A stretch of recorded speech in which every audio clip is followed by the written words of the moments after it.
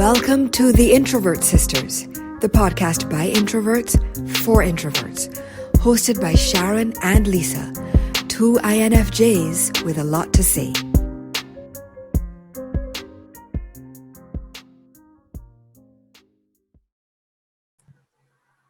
Hi, I'm Sharon.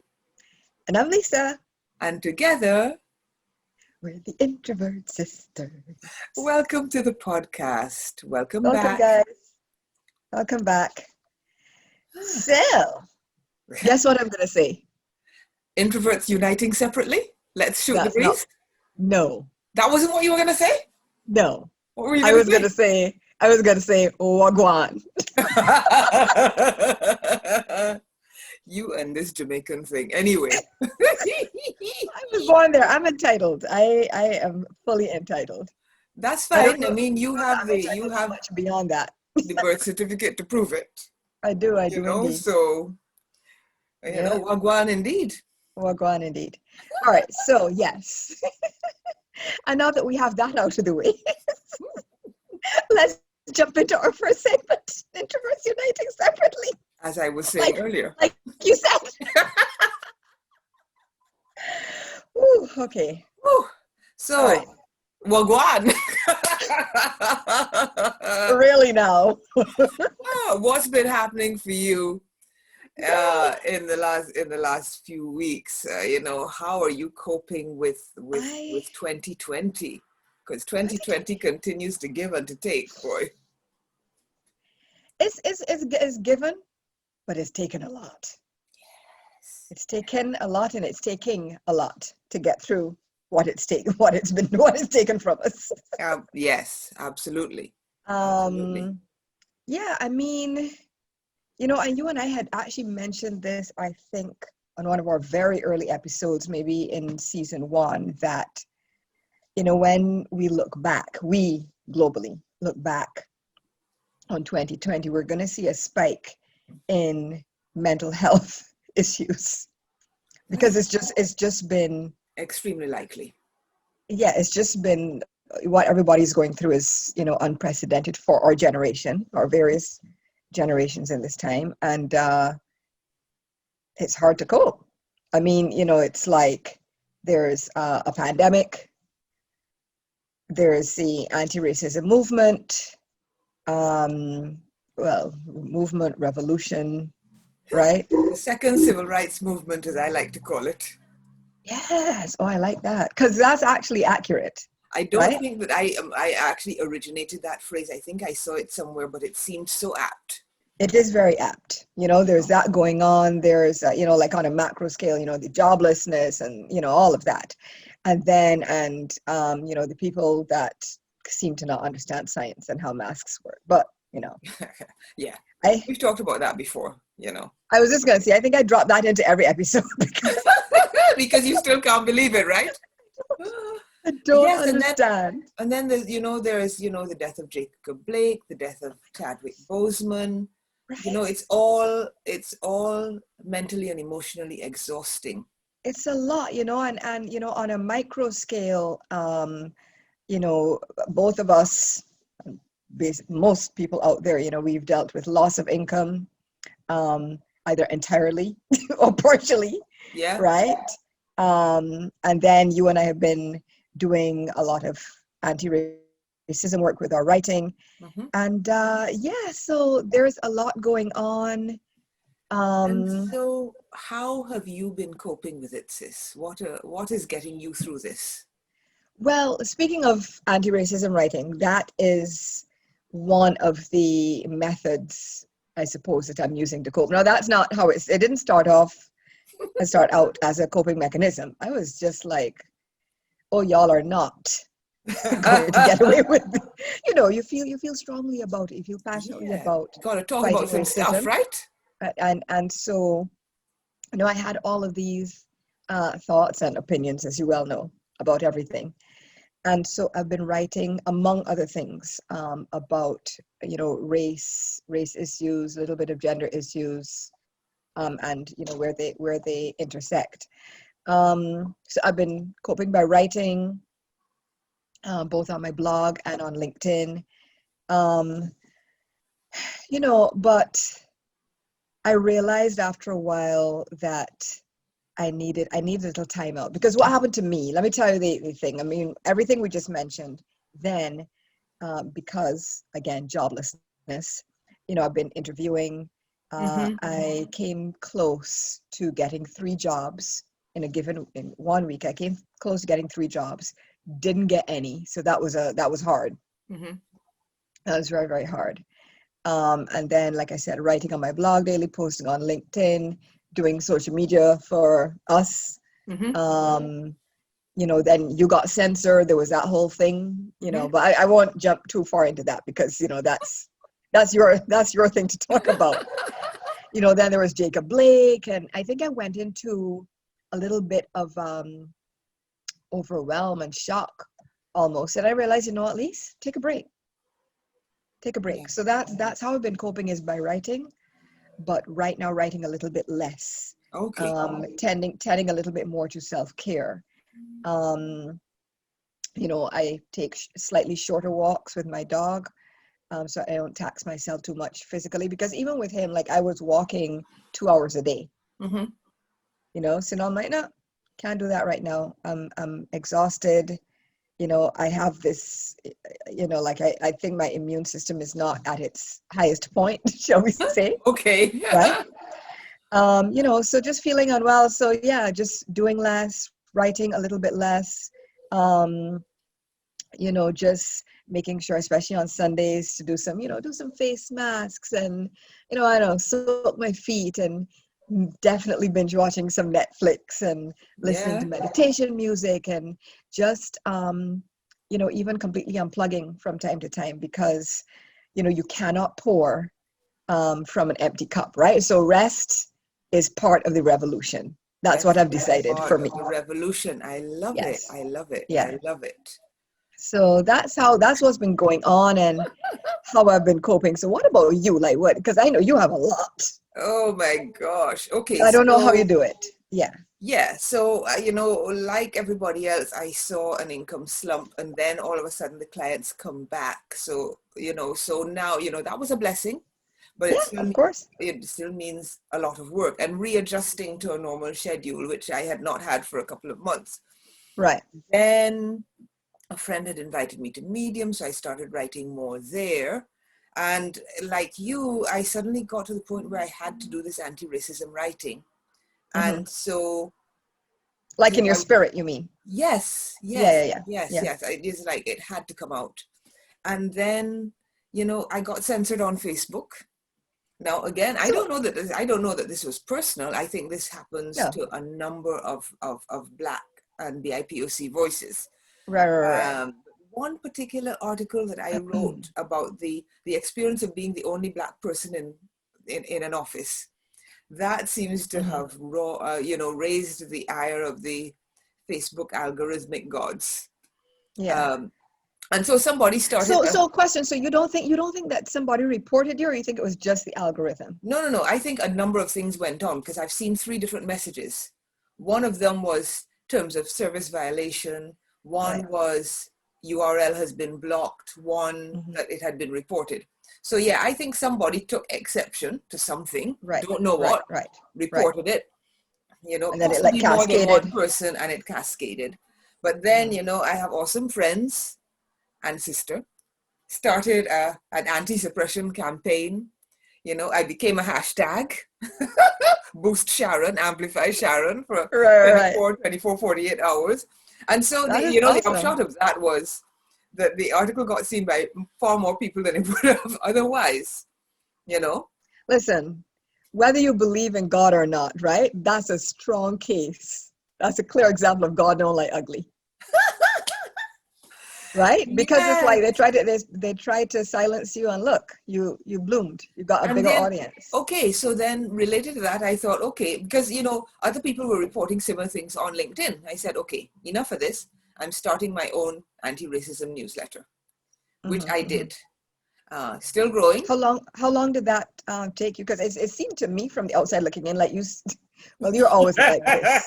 Well, it's like you had the thought, and then all of a sudden it was there. It was fully formed, full term baby just popped up.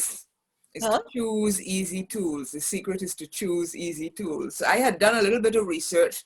I did a little more research to confirm my choice, and then I set up on Substack. It was simple because they had a lot of things there by default that you could work with until you were ready to customize. Right? So I was basically able to send it out. I have about 130 subscribers now. I mean, in a week, I consider that Look alive. good. You That's know, amazing. and some people have upgraded to pay to support the anti-racism work, which is awesome as well. High five. High five. So yeah, so that was that. And then in between all of that, you know, the usual household things. My daughter was going back to school in the US, and, you know, so sort of managing that whole thing where was the flight actually going to take off, you know, what was going to happen, what was going to happen when she got back to school. And also, I would imagine a little bit of the grief of, you know, having to separate from your cub again. I know, because, you know, that's hard. I guess one of the unlooked for blessings of COVID-19 is that she actually ended up being home for quite a lot longer than she would have been if she'd just come back for the summer. But then that makes the separation a little harder. But, you know, happy to report that she's back and she's settled in, and, you know, all that is good. And healthy. And so then, you know, the social media work, the podcast work, you know, doing the blog, putting things up on YouTube, getting transcripts ready. And then, of course, like everyone else, every other Black person I know, dealing with the impact of the murder of Jacob Blake, not the murder. Because, in fact, he's still alive, though he's still alive. Though he's paralyzed. He's still alive, but he's paralyzed. It feels like they murdered his life, though. Anyway. They murdered his life. Right. But here's the irony of it, right? Is that, because let's just put this out there. I'm the person that does the outline for the shows, right? And every time I write about Jacob Blake, I use the word murder, but it's because we are now so used to that being the outcome. Yeah. You see what I'm saying? And that is scary. It is scary. It is scary. You know, you think Black man, police, it must have been murder. But yes, you're right. He was not murdered. He is now, I think, paralyzed from the waist down. Yes. You know, he was shot 7 times in the back. Very, you know, very so sad. Very, very sad. Very, very sad. So, you know, they've really, you know, it's just sad. I don't even want to talk about it. And then, same. you know, Chadwick Boseman's passing.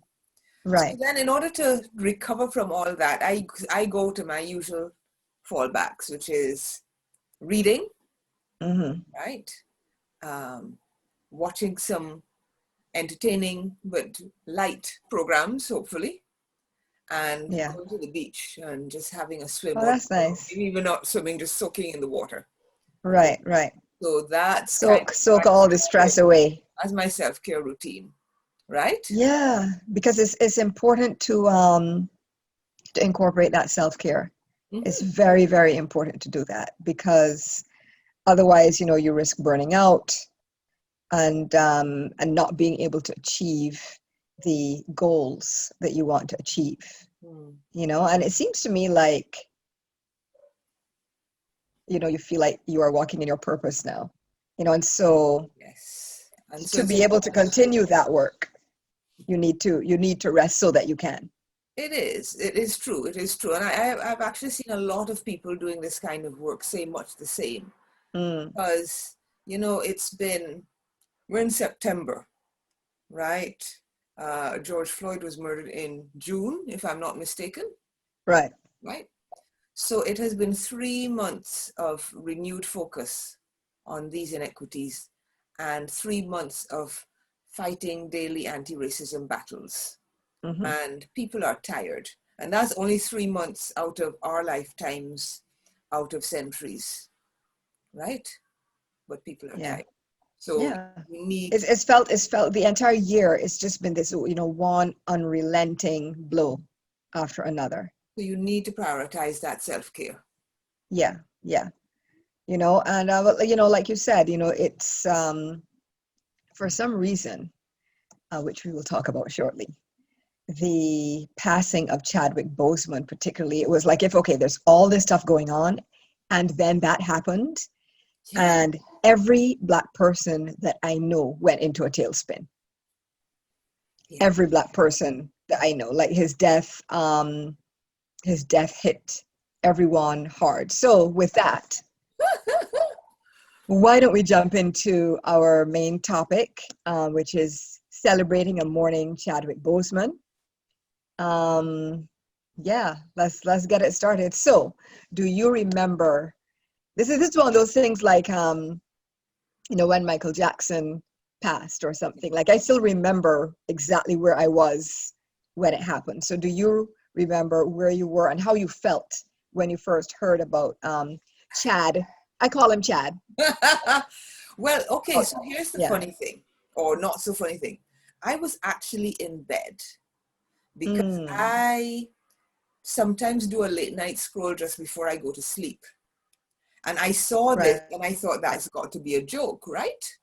So I went to my BBC and they said breaking news. I said, okay, well, if it's on the BBC, usually before something appears there, they research it. So I knew that it was true. It was 11 something p.m., the day before the news really broke widely. And I was in shock and very sad. I mean, I think that's all I can say, Feelings on these things can take a while to process, and I know we'll talk about that in a little while. But what about you? Where were you when you heard, and how did you feel?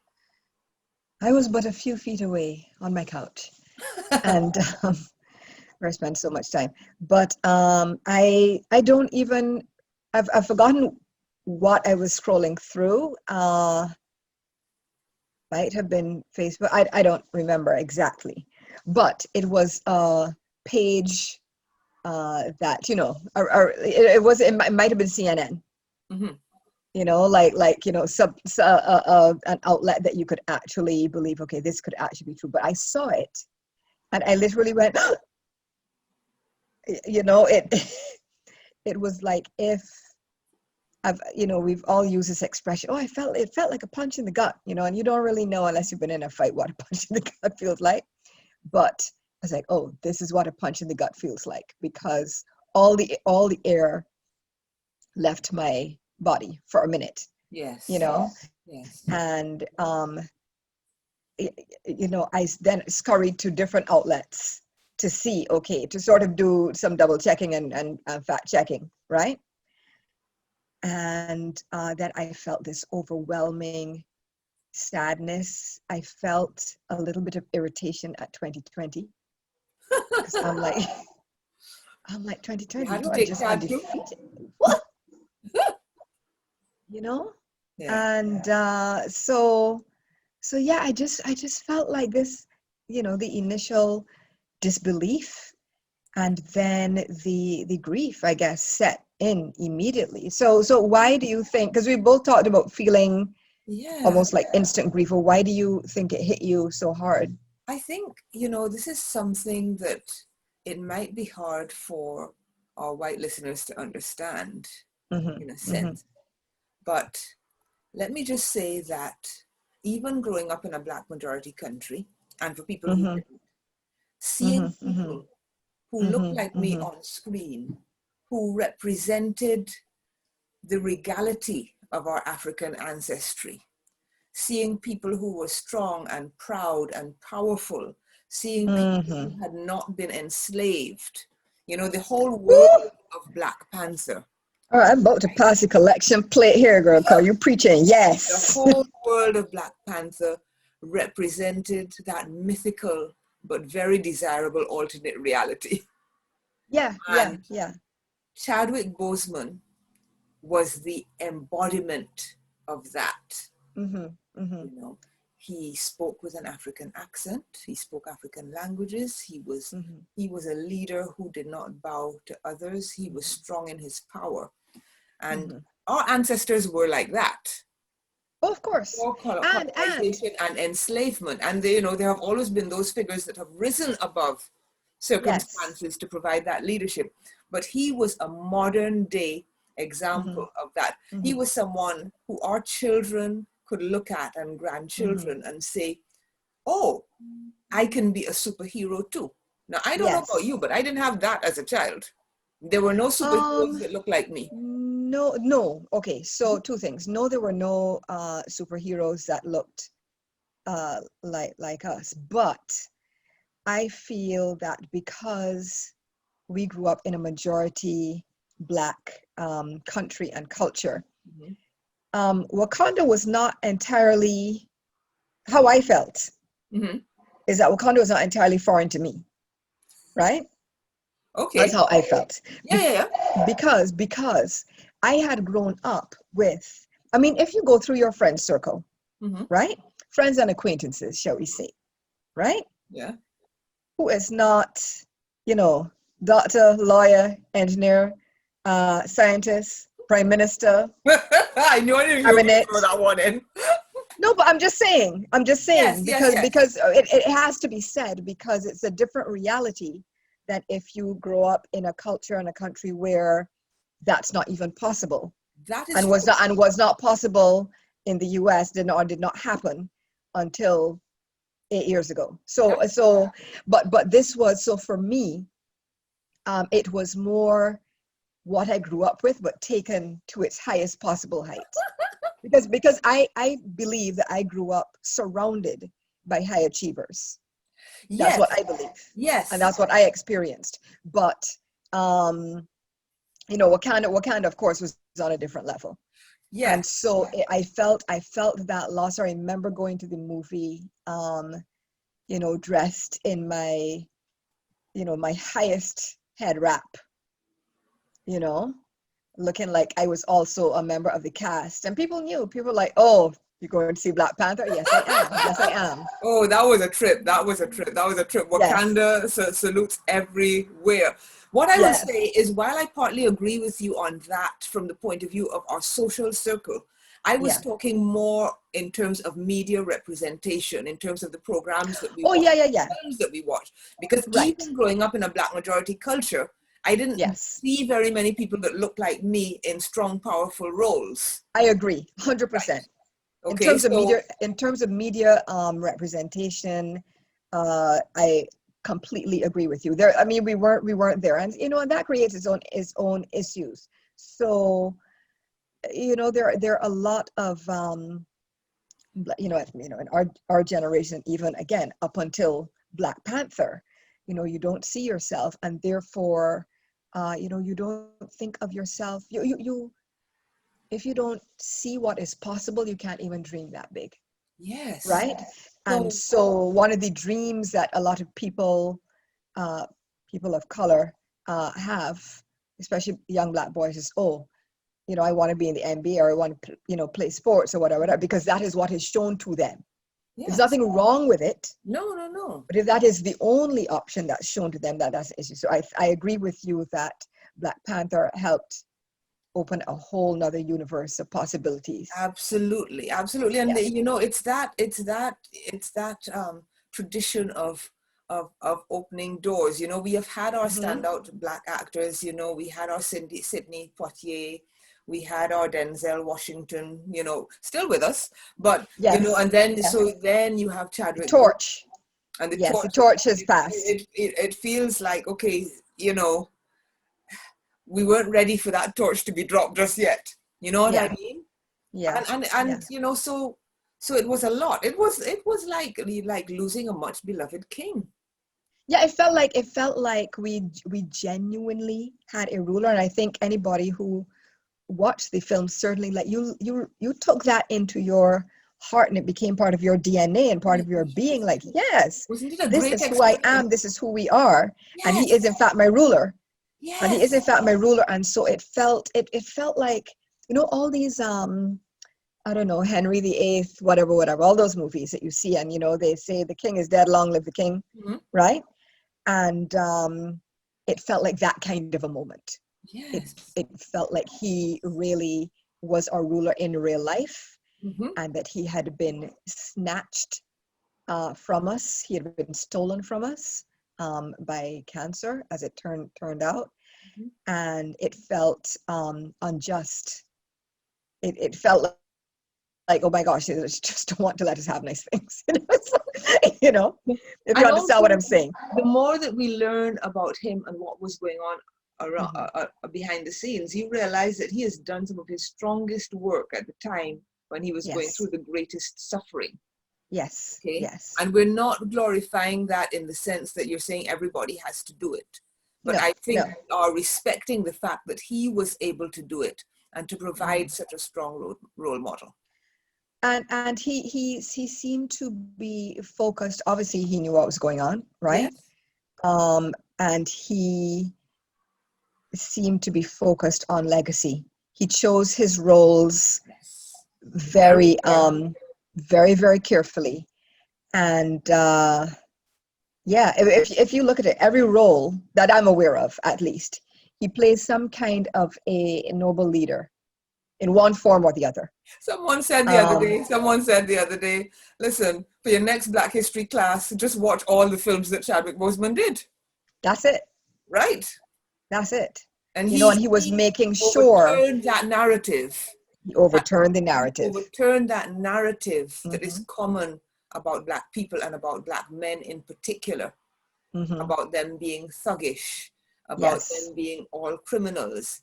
Right. Because let us never forget our ancestors were kings and queens of their own kingdoms for centuries. Okay, I think we'll just end the episode there then, because I mean that's right. Because that's it. Let us never forget. I'm done joking, but yes, never let us forget. Right. You know, we were not slaves. We were enslaved. Exactly. We're enslaved. Exactly. It's completely different. Completely different. Yes. You know, and getting back to, another reason why it felt like it, why it hit us so hard is, remember that in this year alone, I know I'm not remembering everybody. You know, there's been, of course, Kobe Bryant. Mm-hmm. There's been Andre Harrell. There's been John Lewis. Right? John Lewis. And so, one of the forefathers of the revolution, the civil rights movement. And so it felt like all of our kings were being slain. Yes. Now, yeah, I don't know. I it's okay not to have anything more to say about this, because yeah, it's a lot. So wait, did you watch the tribute on ABC? I did not watch. I have not yet. Was that deliberate? The tribute. It wasn't quite deliberate. But I didn't rewatch Black Panther either. I have already seen it 4 times. I will watch it again. I have the 5 Bloods queued up in Netflix to watch in a couple of weeks' time. You'll enjoy it. I'm sure I will. That might even be this weekend. Right? At that point, I felt a little close to it. And so, yes, I want to watch the tribute at some point. But I mean, I think both you and I also wrote out our grief with tributes. Yes, I know I probably overwhelmed people on my feed, but I think everybody was feeling it. It's like I posted my stuff, I posted your stuff, I posted other people's stuff. But it was part of expressing the grief. Yes. And the grief was intense. So I did actually watch the ABC tribute, and I watched the movie, which, can I just say, Disney Corp, which owns ABC, I will give them their props for airing it, immediately deciding to air it, 3 hours or however long it is, commercial free. I give them props for that. Yes. Because that is what needed to happen. That is what needed to happen. And so I rewatched it. There were a couple of times there where I kind of got a little, little trembly lipped. But I made it through it okay. But the tribute, tribute, it was just like a flood. Okay, so I think I made the right decision for that time. I will go back. Whenever you watch tributes, you feel sad because an icon is gone. That icon is gone, and that is right and proper. I don't think I was ready for that moment at that time, you know. And it's you know, it's strange. I think every Black person, I think it's the antithesis, because when Black Panther was coming out, the outpouring of joy and Africana was so much. Yes. And this is the other side of that coin, the outpouring of grief and loss. Right. Because it was because he was ours. It was a moment when it was okay to be out strutting in your African garb and Wakandaing all over the place. Right. Just being strong in your Blackness. It was a moment when it felt okay, even in places where you were not in the majority, right? Yeah. And so Chadwick Boseman symbolized all of that. It was so much more than the role and the film. You know, the man himself, the way he moved in the world. And so it's a great loss. So speaking of the man himself and the way he moved in the world, I think part of the loss we're feeling is because, you know, he represented so much, and he lived his life in a manner that one would want to emulate. Absolutely. And so great legacy. Again, he seemed very focused on the importance of legacy. So what do you think are some of the lessons that we learned from his passing, or from him and or his passing? You know, if you have a purpose to fulfill it, and don't hang around. Right? Yeah. If you know that of course, I think that resonates with me completely, you know, which, going back to where we started the episode, right, about doing the work. You know, I mentioned that you seem to feel like you're living in your purpose. I also feel the same way as well. I feel closer. But yes, focusing on your purpose, living it out, and not wasting time about it. And being unapologetic about it. Another thing I learned from him is choose your circle wisely, because introvert heaven, shall I just say as well? Introvert heaven, because people had to know. Yes, and people obviously knew. It didn't leak. It did not leak. Or more to the point, they did not leak it. Let us put it, because it wouldn't just like seep out. Listen, everybody needs a Chad circle. Everybody needs a Chad circle. If your circle is not Chadiferous, make it so, because that's how it needs to be. Quote. That's how it needs to be, because, you know, and you know, within our family, I know that's certainly how we were raised to operate. Right? You know, like usually we don't need to say, by the way, don't tell anybody, but definitely if we say that, nobody can get us to, as we would say in Barbados, to unpick our teeth. It's not going to happen. No. I had the same conversation with someone yesterday, and I said, if you tell me that something is a secret, I might even forget that you have told me.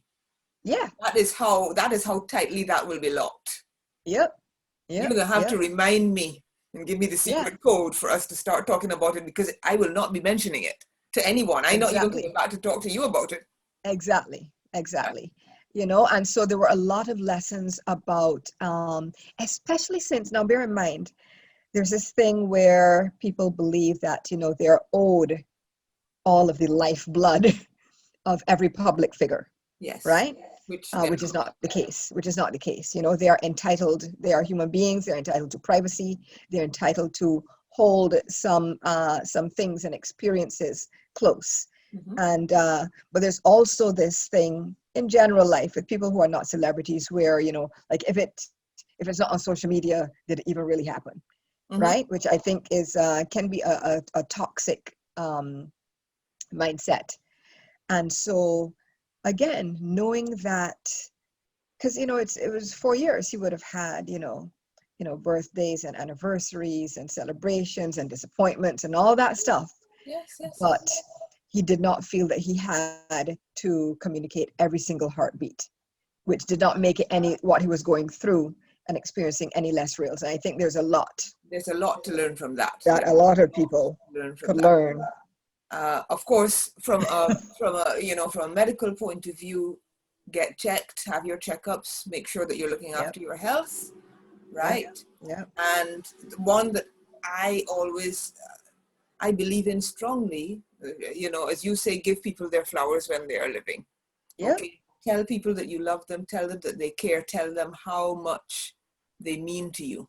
Yes. Okay, because Show show your appreciation verbally and in actions. Absolutely. Yeah, I think a recent episode I talked about, empathy. Yeah. Empathy followed up by action. Yes, absolutely.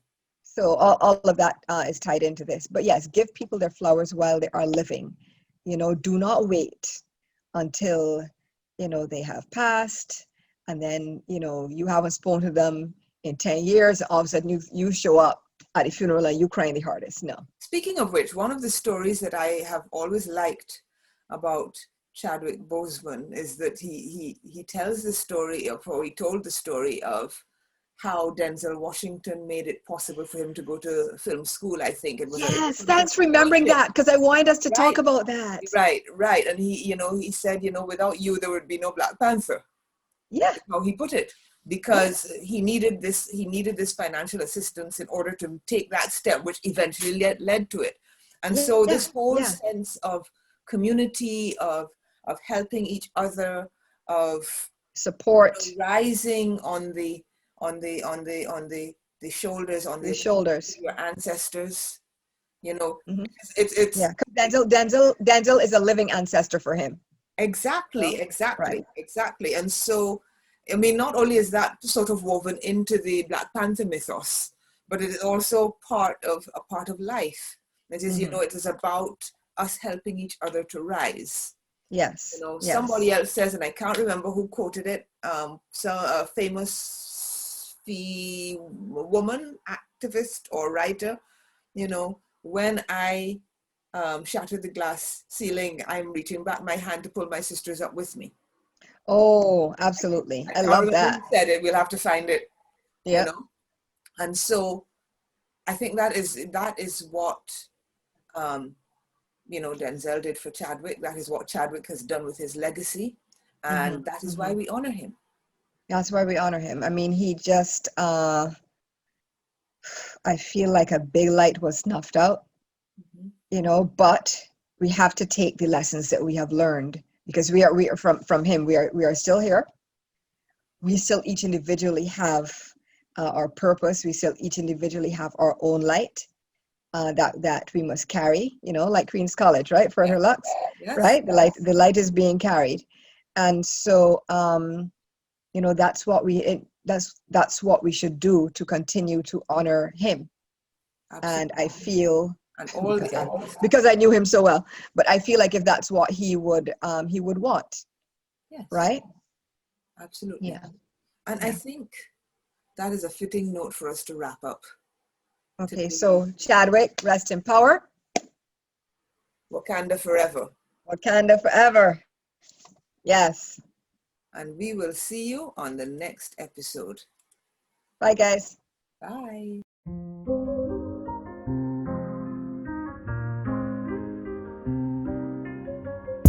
You've been listening to the Introvert Sisters. Loved what you heard? You can catch all our episodes on Apple Podcasts, Spotify, SoundCloud, and all other major platforms. Subscribe, rate, and write a review. Find us online at theintrovertsisters.com and follow us on Instagram and Facebook at The Introvert Sisters. See you next time. Peace.